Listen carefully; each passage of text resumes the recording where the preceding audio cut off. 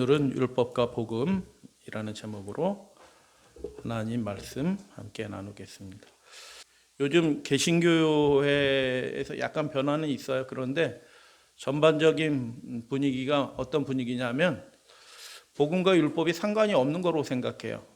복음은 좋은 소식이거든요.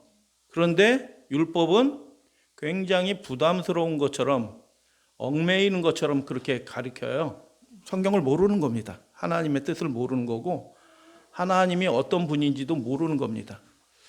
여러분 이 말씀들을 잘 들으시고 자기 것으로 잘 소화하실 뿐만 아니라 이게 하나님께서 주신 더 큰 축복의 말씀이다라고 생각하시고 복음은 좋은 거, 율법은 부담스러운 거 이렇게 생각하시면 안 되는 거고요.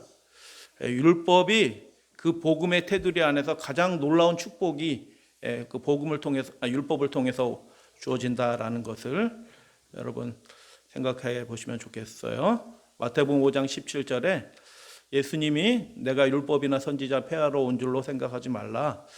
폐하러 온 것이 아니라 완전하게 성취하기 위해서 오셨다라고 그렇게 말씀하셨어요. 여러분 이게 무슨 뜻이에요? 하나님의 말씀 바뀔 필요가 없다라는 뜻이에요. 율법이나 선지자, 율법서나 선지서 그 어떤 것도 바뀔 필요 없다라고 말씀하신 것입니다. 여러분 우리가 하나님의 은혜 아래에 있는 사람의 증거들이 있어요. 하나님과 연결된 사람들의 믿음의 증거들이 있어요. 그것이 무엇일까라는 것들을 살펴보는 거예요. 법이 없는 나라는 없대요. 그렇죠? 그 법이란 그 제정자의 정신을 또는 그 나라의 정신을 나타나요. 불문율로 되어 있는 나라도 있고 기록된 율법으로 가지고 있는 나라도 있어요. 그러나 법이 없는 나라는 없다라는 것입니다. 법이 없는 나라는. 10계명이 10가지 계명이지만 하나로 딱 요약해서 말씀드리면 무엇이라고요? 구별되게 살라는 뜻입니다. 구별되게. 하나님 앞에서 구별되게 살라는 뜻이에요. 세상에 속한 사람처럼 살지 말고 하나님의 나라에 속한 사람으로 살라라는 그런 뜻이에요. 10계명을 둘로 하나로 얘기하면 구별되게 살라는 거고요. 10계명의 내용을 둘로 구분하면은 여러분이 다 아셔요. 거기서 한 단계 더 생각해 보자는 것입니다. 예수님이 친히 이렇게 말씀하셨어요.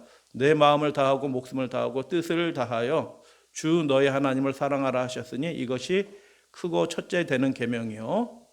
둘째는 요즘 성경은 그와 같으니라고 하는데 번역 틀린 거라고 말씀드렸어요. 우리 교회에서도 그렇게 가르치는 분들이 있어요.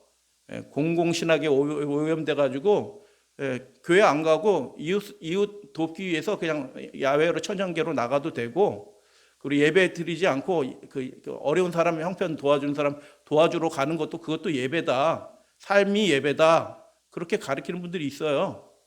예수님 말씀하고 틀립니다. 그분은 자의로 성경을 가리킨 그 죄를 하나님 앞에 받으실 거예요. 첫째는 제일 중요한 것은 하나님을 사랑하는 겁니다. 여러분 이 말씀들을 개신교회는 100% 그렇게 오해를 하고 있고요. 우리 교회에서도 그렇게 가르치는 분들이 종종 있어요. 그러나 예수님은 분명하게 말씀하셨습니다. 첫째가 먼저고요. 둘째는 그 다음입니다. 둘이 같은 게 아니에요. 둘째는 그와 같으니 앞에 거랑 같은 거로처럼 이렇게 설명이 되어 있는데 그게 아니에요. 원문을 봐도 그렇고 내용상을 봐도 그렇지도 않고. 그래서 여러분 하나님께 드려야 할 충성을 안 드리고 다른 것을 대신하여 하나님께 드려야 될 마땅히 드려야 될 충성을 대신하라고 퉁치려고 하는 것들은 그게 배도인 것입니다. 그게 배도예요. 그러니까 하나님을 잘 믿노라라고 하는 사람이 하나님 앞에 배도하는 일들이 비일비재한 것입니다. 하나님께 드릴 거 드리셔야 돼요. 내가 이웃을 위해서 내가 이거 구제헌금을 이렇게 드리고 이렇게 했으니까 내가 11조 안 드려도 된다. 큰일 날 얘기입니다. 그 11조 대신 퉁치려고 그렇게 하시는 분들이 있어요. 그분은요 하나님을 사랑하는 분은 아니에요. 하나님을 첫째로 모시는 분도 사실 아닙니다. 예수님이 오실 때 은혜로 심판하시는데 그 은혜의 심판의 기준은 믿음이에요. 근데 그 믿음은 진짜 믿음이 아니에요. 둘째는 이와 같으니 해서 요약을 한 거예요. 첫 번째 먼저, 두 번째 나중에요. 내 이웃을 내 몸과 같이 사랑하셨으니 이 두 계명이 온 율법과 선지자의 강령이라는 것은 매달려 있는 것이다라는 겁니다. 모든 성경 말씀이 이 두 계명에 다 매달려 있다라는 그런 뜻이에요. 자, 온 율법과 선지자를 한마디로 뭐라고 얘기할 수 있을까요? 여러분, 이 말씀들을 잘 기억해야 되는 이유가 뭐냐면 여러분이 알려주셔야 돼요. 지혜가 없는 분들한테 알려주셔야지 그 사람에게 구원의 선물이 전해주는 거거든요. 온 율법과 선지자를 뭐라고 얘기해요? 성경이에요. 자, 그러면 요약해 보도록 하겠습니다. 이 두 계명이 성경의 요약이다라고 얘기하니까 이 두 계명은 뭐의 요약이에요? 십계명의 요약이에요. 그렇죠? 그러니까 십계명은 성경의 요약이라는 뜻입니다. 십계명은 성경의 요약이에요. 그래서 하나님의 계명이 그 마음속에 새겨지지 않은 사람은 하나님의 백성이 아니에요. 자기 나름대로 예배 드리는 사람, 그 하나님께 인정받지 못하고 여로보암 왕이 예배 열심히 잘 드렸거든요. 근데 그게 하나님이 보시기 죄라고 얘기했어요. 예배 잘 드렸는데 그게 죄라. 왜요? 하나님의 계명에 따라 예배를 안 드리니까 그게 하나님 앞에는 죄입니다. 죄. 열왕기상 12장에 보시면 그게 나와요. 북방 유다가 멸망한 이유나 남방 유다가 멸망한 이유가 동일합니다. 똑같아요. 영적으로요. 자기 방식대로 예배 드린 겁니다. 십계명은 그래서 성경의 요약이다라는 말씀이에요. 마태복음 22장 37, 40절. 예수님이 그래서 계명 폐하러 오신 분이 아니다라고 예수님이 그렇게 말씀하신 거예요. 그러니까 하나를 더 생각해 봅시다. 성경을 없애려고 하는 사람이 있어요. 성경에 자꾸 다른 거 달라는 분이 있어요. 십계명을 모르면 그러므로 성경은 하나님 알라고 주신 책이잖아요. 이 성경이 내게 대하여 증거하는 거다라고 얘기했잖아요. 요한복음 5장 37절에서. 그러면 십계명을 모르면요 예수님도 모른다는 뜻입니다. 아는 것 같은데, 근데 예수님 알고 믿는데, 근데 그 믿음이 십계명을 통해서 그 마음속에 진정한 믿음으로 만들어지지 않으면 그 믿음은요 예수님을 진짜 아는 믿음이 아니고, 그럼 예수님 인정해 주는 믿음 정도는 될 수 있어요. 그래서 십계명을 모르면, 성경을 모르면 하나님 모르잖아요. 동의하시나요? 십계명을 모르면 하나님도 모르고 구원도 없다는 뜻이에요. 그리스도인의 율법이 따로 있는 것처럼 설명하시는 분들이 많이 있어요. 율법에 관련된 전형적인 거짓말들이 많이 있습니다. 구태여 그 까다로운 율법을 지킬 필요가 있는가? 그래서 자꾸 예수님의 말씀과 다른 말씀을 가리키는 사람이 있어요. 폐하러 온 것이 아니라 진실로 너희에게 이르노니 천지가 없어지기 전에는 이 율법의 1.1획이라도 반드시 없어지지 않냐고 다 이루리라. 없앨 필요가 없고 바뀔 필요도 없다라는 것입니다. 만일 율법이 변경되거나 폐할 수 있는 것이었다면 그리스도께서 이 세상에 오실 필요도 고난을 당하실 필요도 없으셨다. 법 바꾸면 돼요. 사람의 형편에 맞게 법을 바꾸면 되는 겁니다. 죄인의 형편에 맞게 법을 바꾸면 되는 거예요. 예수님이 오지 않으시고. 근데 하나님 나라의 정부가 바뀔 수가 없어요. 그 법은 거룩한 것이고요. 완전한 것이기 때문에 바뀔 필요가 없는 거기 때문에, 그래서 예수님이 이 땅에 오셔서 그 고난을 당하시고 그 율법의 요구를 다 이루시고 구원의 새 길이 되어주신 거예요. 십자가 이후에도 하나님의 계명은, 율법은, 어저께 한 성도님이 성경 읽을 때 율법과 계명이 어떻게 차이가 있어요? 이렇게 물어봤어요. 계속 생각해 보세요. 의미는 차이가 있어요. 분명히 구별이 딱 돼 있어요. 율법과 계명이. 근데 그게 하나라. 근데 구분은 돼요. 성경 말씀에 다 이렇게 율법과 계율과 율례와 법도와 이렇게 돼 있는데 그것들이 다 의미가 있어요. 구분된 의미들이 있는데 그걸 대충 읽어서 그냥 율법, 계명 이렇게 읽는데 아니에요. 사실은 지난 시간에 말씀드렸듯이 허물과 죄는 다른 거예요. 율법과 계명도 다른 건데 실제는 하나예요. 허물은 뭐라고 말씀드렸죠? 하나님께 대한 반역이에요.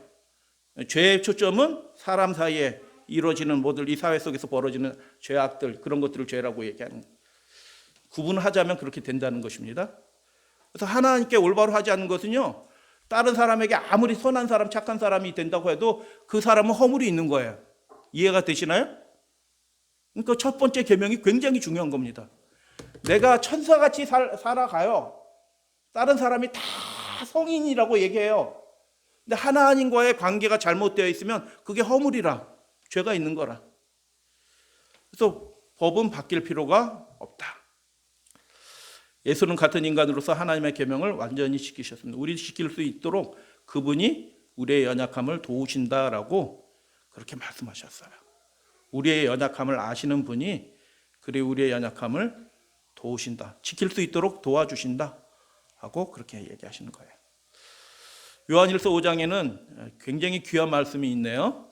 예수께서 그리스도이심을 믿는 자마다 그 믿는 자는 뭘로 설명하냐면 하나님께로부터 난 자다라고 그렇게 말씀하셔. 하나님께로부터. 그 생명이 누구랑 연결이 되어 있다고요? 하나님하고 연결된 사람이다라고 얘기하는 거예요. 하나님께로 난 자마다 하나님을 사랑할 수밖에 없지 않냐라고 얘기하는 거예요. 그 사랑이 어떻게 나타나느냐? 우리가 하나님을 사랑하고 그의 계명을 지킬 때에 이로써 우리가 하나님의 자녀를 사랑하는 줄 아느니라. 하나님을 사랑하는 것은 그의 계명을 지키는 것으로 나타난다라는 것입니다. 보이지 않는 사랑이, 보이지 않는 그 뿌리가, 믿음의 뿌리가 계명을 지키는 열매로 나타난다라는 그런 뜻이에요. 하나님을 사랑하는 것은 이것이니 우리가 그의 계명들을 지키는 것이라.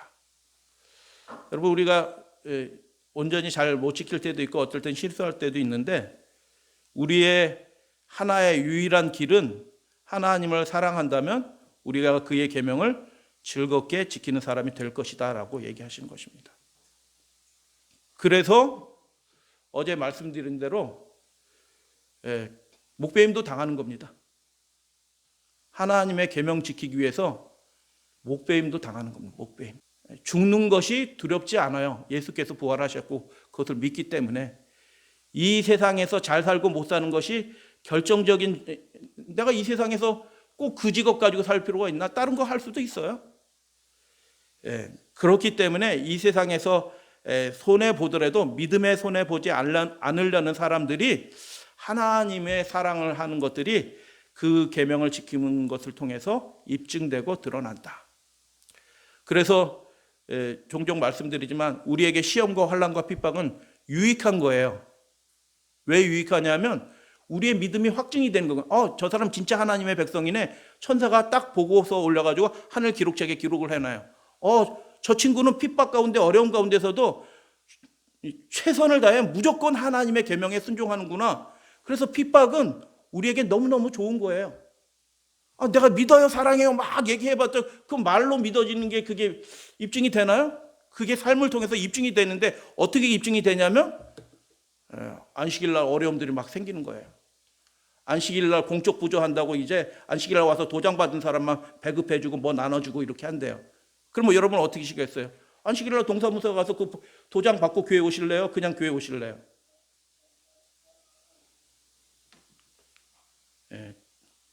하나님의 말씀 잘 읽어보시면 뭐 대답할 필요도 없어요.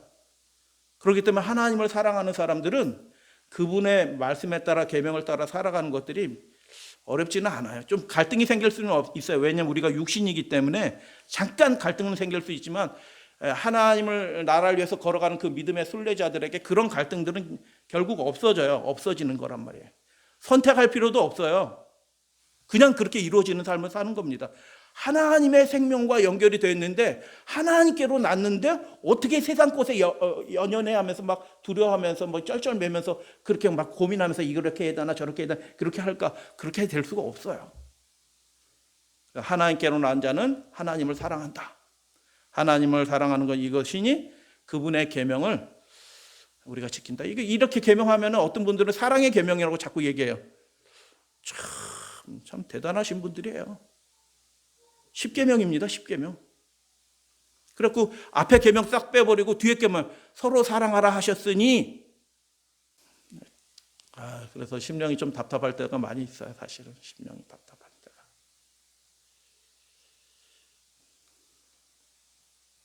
갈라디아서 2장 16절. 헷갈리는 말씀들이 있어요. 우리 그 책자도 이게 설명 없이 지나갔기 때문에 읽으시면 헷갈릴 거예요. 갈라디아서 2장 16절. 사람이 의롭게 되는 것을 율법의 행위로 말미암지 아니면, 율법의 행위가 뭔지를 이해를 해야 돼. 바울의 전문 용어예요. 계명 지키는 것을 율법의 행위라고 얘기하지 않아요. 바울은. 율법의 행위는 바울의 신학적인 용어예요. 근데 그걸 이해하지 못하고 계명 지키는 것을 율법의 행위라고 얘기하면 땡입니다. 땡. 갈라디아서 완전히 꽝으로 읽는 겁니다. 꽝으로. 율법의 행위는 바울의 신학적인 용어예요. 특별한 용어. 근데 그 계명 지키는 것을 율법의 행위로 자꾸 얘기하면은 초점이 흩어져 가지고 이게 뭐 이런 것 같기도 하고 저런 것 같기도 하고 은혜로 구원받는 것 같기도 하고 미운 하나님 행위로 구원받는 것, 그렇게 그런 뜻이 아니에요. 내가 하나님의 은혜를 패하지 아니하노니 의롭게 되는 것이 그 율법의 행위예요. 율법의 행위로 말미암으면 그리스도께서 헛되이 죽었느니라. 율법 필요 없는 것처럼 느껴지죠. 근데 여기서는 율법의 행위에 초점이 있는 거예요. 율법의 행위. 바울은 그러면 바울이 율법을 폐했다고 얘기하냐? 결코 그렇게 얘기하지 않습니다. 그러면 율법과 복음의 관계, 은혜, 믿음은 복음에 관계된 것처럼 생각하는데 실제로 은혜, 믿음은 율법하고 더 관계져 있어요. 율법과 복음의 관계 잠깐 살펴보겠습니다. 너희는 그 은혜에 의하여 믿음으로 말미암아 구원을 받았으니 이것은 너희에게 난 것이 아니야 하나님의 선물이라. 행위에서 난 것이니, 율법의 행위예요. 행위에서 난 것이 아니니 이는 누구든지 자랑하지 못하게 하렵니다. 그래서 하나님의 은혜가 먼저 주어졌고 십자가, 조건 없는 구원의 은혜, 그것을 개인적으로 받아들여요. 하나님께로 나눈 거예요. 그렇게 해서 구원을 얻는 것입니다. 그 안에 사랑이 충만해져요. 충만해지는. 그래서 그분의 계명을 안 지킬 수가 없는 겁니다. 안 지킬 수가. 그래서 지금 죽어도 하나님 계명 지키고 죽는 게 낫다라고 생각하는 그런 사람이 된다라는 것입니다. 내가 오늘 죽어도 내 직장에서 쫓겨나더라도 하나님 뜻대로 살아가는 게 중요하지, 내가 돈 몇 푼 더 받고 이 세상에서 무슨 영화를 누리려고 그 사람 눈치 보면서 안식일을 지켰다 안 지켰다 뭐 이렇게 살겠냐. 딱 요구하고 안 되면 나오는 겁니다. 결국 그게 해결이 안 되면 이제 믿음 없는 거로 판정이 되는 겁니다. 근데 그것들을 할 수 있도록 하나님이 도우시고 격려하시고 때로는 책망도 하시고 회개하라고 요청도 하시는 거예요. 하나님의 선물로 주어지는 것처럼 보이지만 그 선물을 받아들이는 건 우리의 행위예요. 다 같이 읽도록 하겠습니다. 시작. 죄가 너희를 주관치 못하리니 이는 너희가 법 아래 있지 아니하고 은혜 아래 있음이라. 그런즉 어찌하리요? 우리가 법 아래 있지 아니하고 은혜 아래 있으니 죄를 지으리요? 죄는 불법이에요. 죄는 하나님의 계명을 지키지 않는 거예요. 범법함이란 말이죠. 그래서 은혜 아래 있는 사람은요, 하나님의 율법을 성취하는 사람이 된다는 뜻이에요. 1.1에 또 바꾸지 않고 예수님이 하나님의 말씀 그 계명을 다 성취한다라고 말씀하셨어요. 믿음의 자녀들도 동일한 열매를 맺는다. 왜? 뿌리가 같아요. 생명이신 하나님, 예수 그리스도에서 접붙임을 받은 사랑이기 때문에 모양은 좀 다를 수 있어요. 모양은 다르지만 그거 먹어보면 똑같아요. 그 안에 생명이 있는지라, 하나님의 성령이 가득한지라. 그래서 은혜 아래 있다. 복음, 나는 예수님 좋아요. 나는 복음을 믿어요. 근데 율법은 우리랑 상관은 없어요. 이렇게 가르치는 분들은요, 예수님이 오실 때 책망받을 거예요. 예수님이 여러 차례 그 얘기 말씀하셨어요. 은혜 아래 있으니, 구원을 선물로 받았으니 죄를 지으리요? 하나님의 계명을 지키지 않을 수가 있으리요? 이게 예전 성경에는 다 들어가 있었는데 요즘 성경에는 이게 메게네메라는 헬라어 말인데 이게 묻고 대답하는 거기 때문에 강조해요. 그렇기 때문에 정확하게 번역하면 예전 성경에는 그렇게 들어있는 구절이 몇 구절이 있었어요. 결코라는 말을 집어넣어야 되는 거예요. 기억나시는 분 계실 거예요. 로마서 3장 같은 데도 그렇게 번역이 돼 있어요. 결코 그럴 수 없냐. 그렇게 번역하는 게 맞는 번역이에요. 걱정이 많이 돼요. 이 성경 봐가지고 믿음의 유익이 될까? 비교해서 보세요. 이 다니엘서 계시록 같은 거는 완전히 다 뭉개놔 버렸습니다. 번역하면서. 그리고 중요한 구절을요, 번역하면서, 이 개정 개혁하면서 뭉개놔버렸어요. 말씀을 사모해서 자꾸 이렇게 바라보는 분들, 귀를 쫑긋 세우고 듣는 분들이 알지, 그냥 이렇게 듣고 이렇게 듣는 분들은 그냥 깨닫지 못합니다. 은혜 아래 있으니 죄를 지으리오 결코 그럴 수 없냐. 이게 신학적인 선언인가요? 경험인가요? 신학적인 선언이면서 동시에 바울 자신의 경험입니다. 그러니까 가르치지. 이게 되는 겁니다. 하나님 안에서. 그거 안 된다고 가르치는 목사들은, 오늘날의 목사들은 어떤 사람들이에요? 아, 그거 안 돼, 안 돼. 아, 어떤 집사님 봐, 어떤 목사님 봐, 어떤 장로님 봐. 다 똑같아. 라고 얘기하지 마세요. 그분이 안 된 거고요. 되는 사람들이 있는 겁니다. 은혜 아래 있으니 반드시, 이걸 긍정적인 말로 바꾸면 반드시 하나님의 계명을 온전히 순종하는 하나님의 참 백성이 된다. 이렇게 바꿀 수 있는 게 긍정적인 멘트로 바꿨어요. 거꾸로 쓰면. 사랑하고 축복합니다. 그렇게 돼야지 우리가 하나님께 구할 게 있어요. 이래도 살고 저래도 구원받고 이렇게 하면요, 구할 게 없어요. 그냥 살다가 구원받으면 되는 거니까. 근데 그렇게 살면 구원을 못 받아. 완전한 변화, 완전한 거듭남이 필요하기 때문에 구해야 되는 거예요. 하나님의 전적인 능력을 구해야 되는 것입니다. 그래서 요셉이 결혼할 때 누구랑 결혼해야 되냐 하면 같이 기도하고 예배 드릴 수 있는 사람하고 기도해야 돼요. 이쁜 여자하고 결혼하면 안 돼. 알았어? 네 눈에 안목의 정욕대로 야, 쟤 멋있다, 이쁘다 하고 그런 사람 사귀고 결혼하면 안 돼. 같이 천국 갈 사람을 골라야 되는 거란 말이라.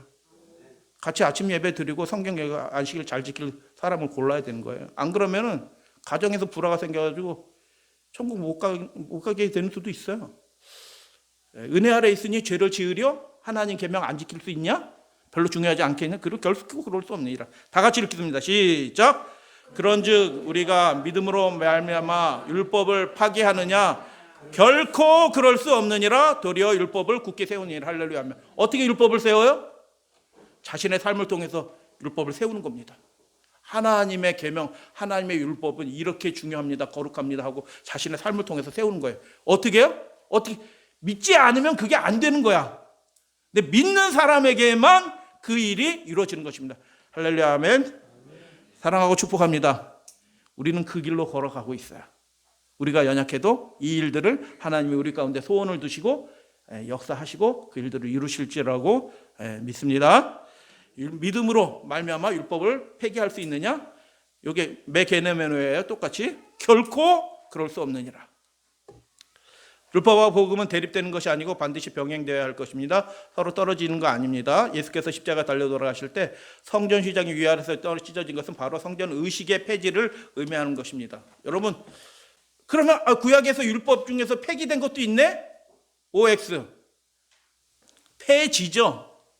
폐하겠느냐 할 때 그 폐기하고는 또 의미가 달라요? 구약 성경에 그 제사제도 율법제도 폐기된 거 필요 없는 거네? 아니에요.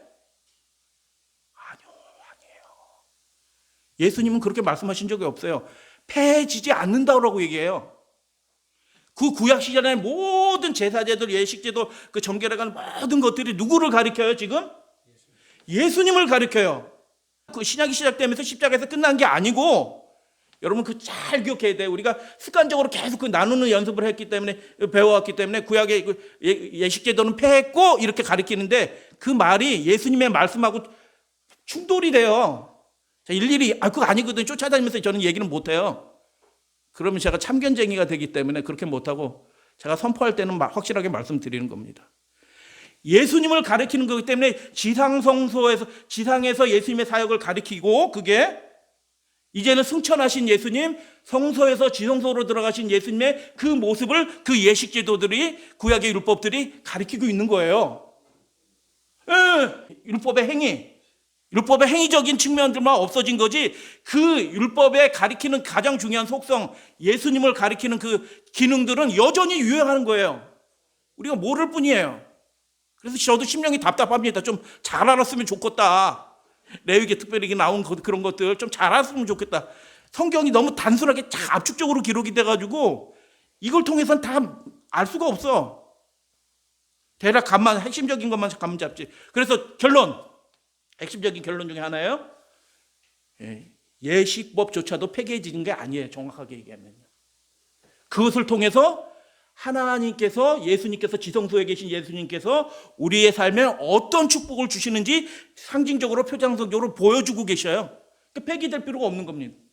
그걸 폐기됐다고 덮어버리니까 예수님이 지금 우리를 위해서 무엇을 하시는지, 하나님의 계명이 우리의 삶에 어떻게 회복이 되는지, 우리의 삶이 신령한 하나님의 난자로 어떻게 이루어지는지 아무도 가르쳐주는 사람이 없는 겁니다. 가짜 믿음이 판치는 사회가 된 것입니다. 그래서 그냥 고부 갈등해서 막 내 시어머니 미워요. 내가 미운데 어떻게 사랑하면 좋을까요? 이 정도 순에서 멈춰가지고 그게 교회 믿음인 줄 알고 그렇게 가르치는 것입니다. 운명을 가르는 위대한 예언이 거기에 담겨져 있어요. 신학 교재 없어요? 신학 교재 주석에 안 나와요. 성경에 있어요. 하나님의 약속이에요. 하나님 축복으로, 복음으로 우리의 삶에 이루어지고자 하는 그 내용이 담겨져 있어요. 그런데 아무도 안 가르쳐요. 믿지도 않아요.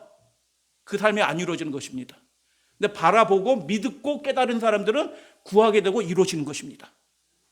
그러니까 예식법이 폐해진 게 아니라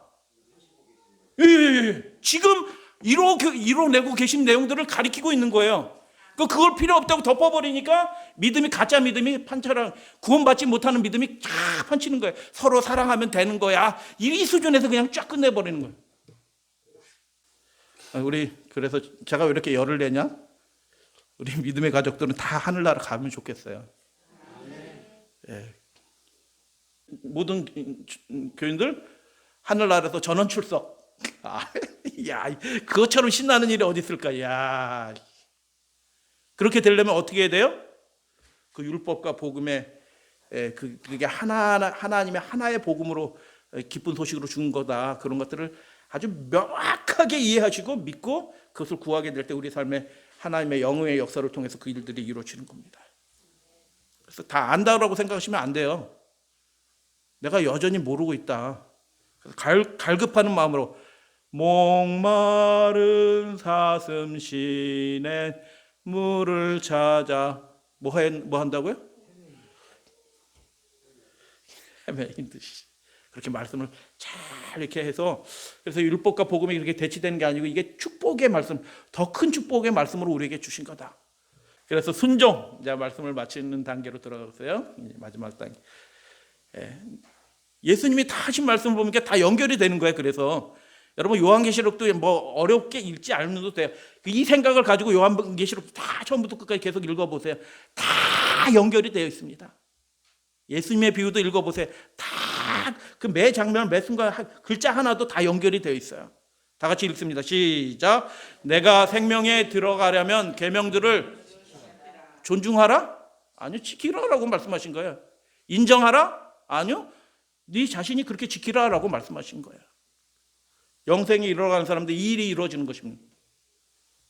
너희가 나를 사랑하면 나의 계명을 지키리라. 그렇게 되는 게 정상이다라는 것입니다. 마태 19, 요한복음 14장.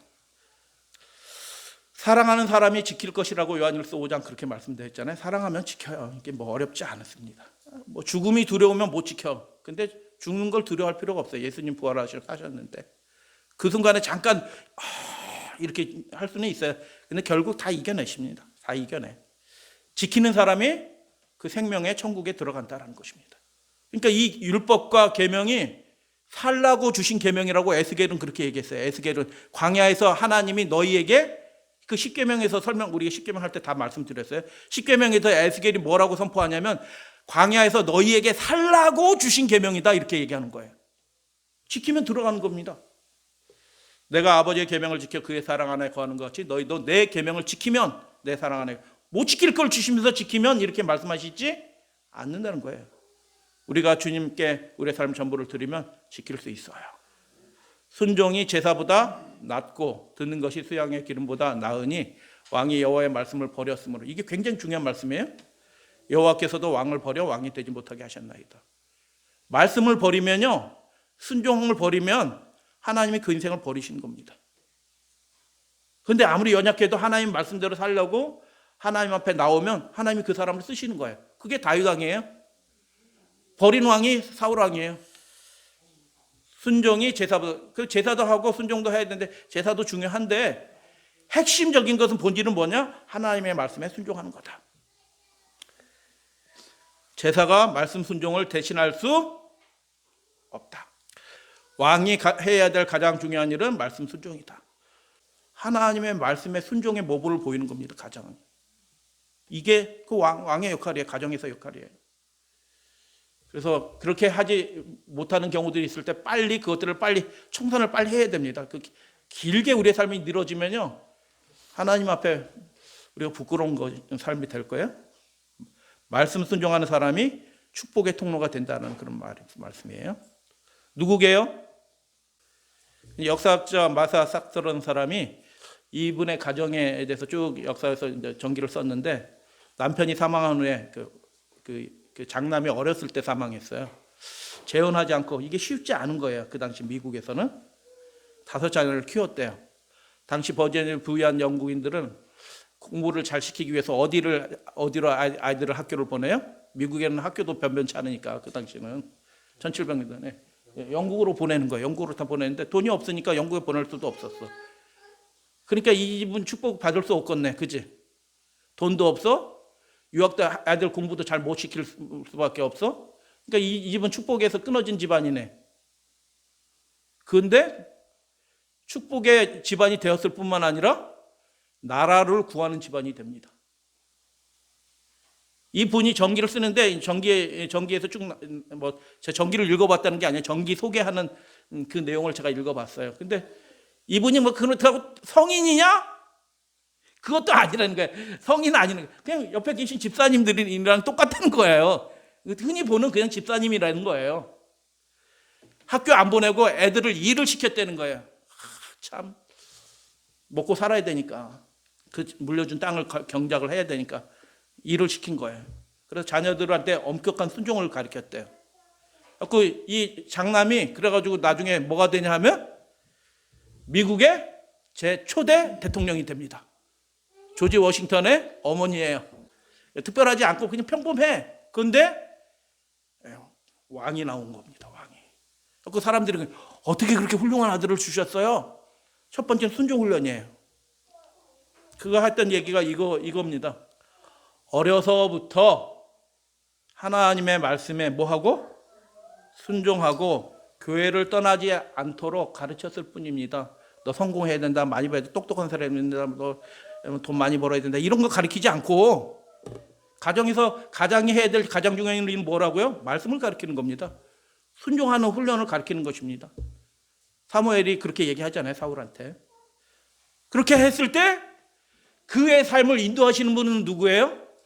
하나님이 그의 삶을 인도해서 얘를 어디에 쓸고 하다가 하나님이 미국을 세우는데 이 인생을 쓰신 것입니다. 다윗 왕은 자신의 모친을 뭐라고 불렀게요? 여러분은 엄마를 어떻게 불러요? 엄마 그냥 부르잖아요. 특별하게 좀 부르는 방법 없을까요? 엄마. 다윗 왕은요, 성경에 안 나와요, 그런 얘기. 근데 어머니의 영향이 분명히 굉장했던 겁니다. 다윗 왕이 그래서 어머니 생각할 때 어떻게 생각하냐면, 내 어머니는 하나님을 열심으로 순종하는 사람, 그 인상이 딱 있는 거예요. 어머니는 하나님께 온전히 충성한 사람. 그러니까 거기에 가운데 왕도 나오는 거예요. 시편 116편에서 다윗 왕이 자기의 어머니를 이렇게 불러요.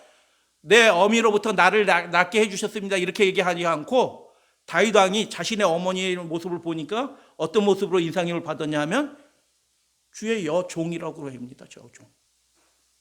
주의 여종. 다윗 왕의 어머니가 훌륭합니다.